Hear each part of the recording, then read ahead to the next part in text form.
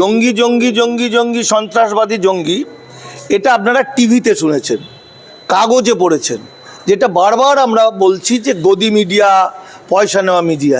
আপনি বলুন তো আমাকে, যে কিছুদিন আগে দুলাল শীল, স্বপ্না শীল দুজন গ্রেপ্তার হলেন, ওরা হিন্দু না মুসলমান?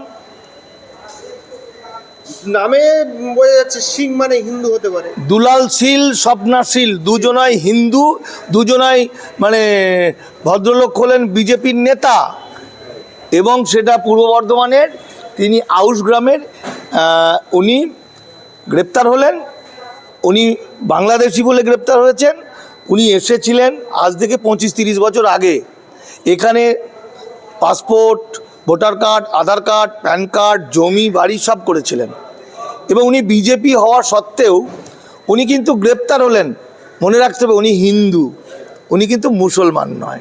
আপনারা জানেন না কেন? তার কারণ আপনাদের সেভাবে জানানো হয় না। এবার ঘটনাটা হচ্ছে যে এই যে দুলাল শীলকে যখন ধরা হচ্ছে, দুলাল শীল খুব সাধারণ মাপের একটি মানুষ, তার সঙ্গে জঙ্গিপনা বা এর কোনো সম্পর্ক নেই, সন্ত্রাসবাদের। অথচ টিভিতে কিন্তু দিয়ে দিল যে সন্ত্রাসবাদী সন্ত্রাসবাদী জঙ্গি। দুলাল শীল যখন ধরা পড়বে, যতক্ষণ পর্যন্ত ধরা পড়বে না ততক্ষণ পর্যন্ত জয় শ্রীরাম, ততক্ষণ পর্যন্ত সনাতনী। আর বিজেপির সরকার, কেন্দ্রীয় সরকার যখনই ধরে ফেলবে তখন পুরো ছেড়ে দেবে, চিনতেই পারবে না, তখন তার নামে সন্ত্রাসবাদী লাগিয়ে দেবে। এটা আমি দুলাল শীলের কথা বলছি।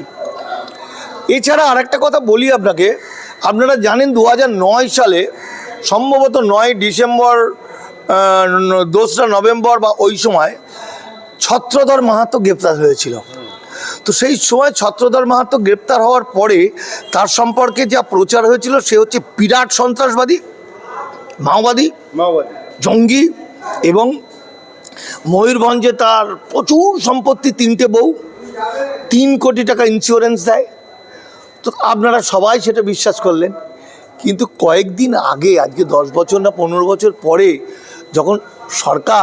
যখন আদালত বেকসুর খালাস করে দিল যে ছত্রধরের কোনো দোষ নেই, সে নির্দোষ, সেই নিউজটা আপনারা পেলেন না। অথচ আপনারা একটা বারও কেউ মিডিয়াকে চার্জ করলেন না যে যখন মিথ্যা বললো এত বড় বড় করে প্রচার হলো, যখন সত্যি হলো তখন কোনো প্রচার নেই কেন?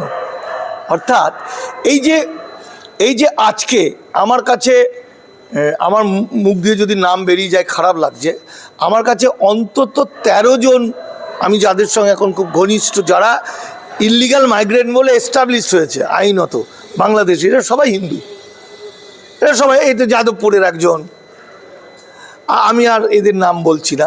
আমি একটুখানি বলি আপনাকে, আমি একটি ভিডিও ছেড়েছিলাম আলিপুরদুয়ার, এটা ওই আইনের জায়গাটায় আমি বলবো, তার কারণ আমি 4-5 দিন আগে আমার কলম পত্রিকা, কয়েকদিন আগে এই নিয়ে আমার একটা লেখা বেরিয়েছিল।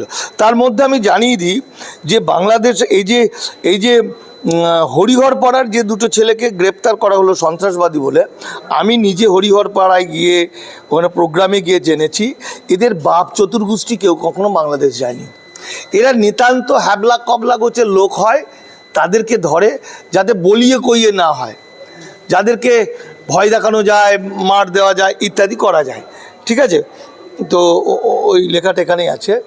তো এখানে যে সমস্ত মানুষকে এই যে মডিউল, অমুক মডিউল, বাংলা মডিউল এইসব বলছে, টোটালটা বানানো।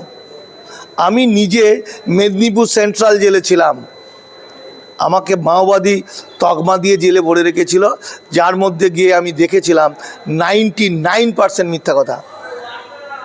আমাকে আর ছত্রধর মাহাতোকে জেলখানার ভিতরে একটা প্রোগ্রামে নিয়ে গিয়েছিল, সাধু সন্তদের প্রোগ্রাম। তো আমি সেখানে বলে ফেলেছি, একটা গান গাইতে বলেছিল, আমি গান গেয়েছি, ওরা সবাই খুশি। তো খুশি হয়েছে দেখে আমি সাধুগুলোর সামনে বলেছিলাম যে এখানে লোকগুলো যে যাবজ্জীবন আছে, এরা তো জানেই না কেন যাবজ্জীবন, আদিবাসীরা, এদের দোষটা কি এরা তো জানে না। তো তখন সেই সাধু এবং পুলিশ অফিসার ছিল, নিতাইবাবু, সর্বনাশ, আমার চাকরি চলে যাবে, মানিকদা এটা কী করলেন, এটা কী করলেন। ছত্রধরকে বলছে, মানিকদা এরকম বলে ফেললো, ওপরে খবর চলে যাবে। ছত্রধর তখন বলেছিল, ঢেকি যেখানে যাবে সেখানেই ধান ভাঙবে। মানিকদা এসছে, ধানটা ভেঙে দিয়ে চলে গেল, ভেঙে দিল। যাই হোক, আমি বলতে চাইছি এই যে অস্ত্রগুলো আপনারা দেখছেন এগুলো সব বানানো, ওই অস্ত্র রেডি থাকে নাটক থিয়েটারের মতো। তারপরে এই মডুল ফডুল অমুক মডুল এইসব করে করে করে করে দেখিয়ে আর সব মুসলমানদের নামটা বলবে। কেন মুসলমানদের নামটা বলবে? ধরবে কিন্তু হিন্দুদের। বেশিরভাগ গ্রেপ্তার হচ্ছে, বেনাগরিক হচ্ছে, জেলে যাচ্ছে, তারা কিন্তু হিন্দু। কলকাতা হাইকোর্টে এসে দেখুন, প্রায় দিনই প্রতিদিনই বলতে গেলে, কিন্তু কাগজে টিভিতে দেবে মুসলমান, যাতে নজরটা মুসলমানের দিকে যায়, মানে যাতে বোকা হিন্দুরা মনে করে আমাদের কোনো ভয় নেই, আমরা তো শরণার্থী, আমাদের কোনো ভয় নেই। ভয় হলো মুসলমানরা অনুপ্রবেশকারী না, সম্পূর্ণ ভুল। হিন্দুরা অনুপ্রবেশকারী না, মুসলমানরা অনুপ্রবেশকারী, হিন্দুরা শরণার্থী। এটা হচ্ছে বিজেপির একটা কৌশল। আইনটা একটু বুঝে নিন, ছোট্ট করে বুঝে নিন। ভারতবর্ষের আইনে শরণার্থী বা উদ্বাস্তু বলে কিছু নেই। ভারত 1951 সালে স্বাধীন হলো। 26শে জানুয়ারি 1950 সালে সংবিধান প্রকাশ হলো। স্বাধীনতার পর সংবিধান প্রকাশের ঠিক কয়েকদিন পর ভারত নীতিগত সিদ্ধান্ত নিল ভারতে কোনো উদ্বাস্তু নেই, অথচ প্রচুর উদ্বাস্তু ছিল দেশভাগের পর। ভারত 1951 সালের জেনিভা কনভেনশনে গেল না গিয়ে বলে দিল আমার দেশে যারা আছে তারা নাগরিক অথবা অবৈধ অনুপ্রবেশকারী, মাঝামাঝি উদ্বাস্তু বা শরণার্থী নেই। তাহলে শরণার্থী নেই, 1। 2, অনুপ্রবেশকারী কারা? ওখানে কি করলো? 1920 সালের পাসপোর্ট আইন, 1946 সালের বৈদেশিক আইন, এই দুটো আইন ব্রিটিশ যুগের, এই দুটো আইনকে নিয়ে এলো স্বাধীন ভারতে, কোনো চেঞ্জ করলো না। সেখানে বলা হলো 1920 সালের পাসপোর্ট আইনে বলা হয়েছে যারা পাসপোর্ট ভিসা ছাড়া বা মাইগ্রেশন সার্টিফিকেট ছাড়া ভারতবর্ষে ঢুকবে তারা অনুপ্রবেশকারী। তাহলে ধরুন আমার মা আর আমার বাবা মাইগ্রেশন ছাড়া ভারতবর্ষে ঢুকেছে 1950, 51, 52, 55 সালে। আমার মাকে ধরে জেলখানায় রেখেছে দমদমে, বাবাকে আলিপুরে। তারপরে জেল থেকে বেরোলো যখন, ওদেরকে পুশব্যাক করে নিজের দেশে পাঠিয়ে দিল। তাহলে আমি জন্মালাম কি করে? তাহলে আমার অবস্থানটা কোথায়? আমি কোথায় হলাম? তাই তো? তার মানে আইনত আমিও ইললিগাল মাইগ্রেন্ট, অর্থাৎ ইললিগাল মাইগ্রেন্টদের ছেলেমেয়েরা, অনুপ্রবেশকারীদের ছেলেমেয়েরাও অনুপ্রবেশকারী আইনে বলছে। ফলে ভারতবর্ষে হিন্দু মুসলমান বলে কিছু নেই আইনে।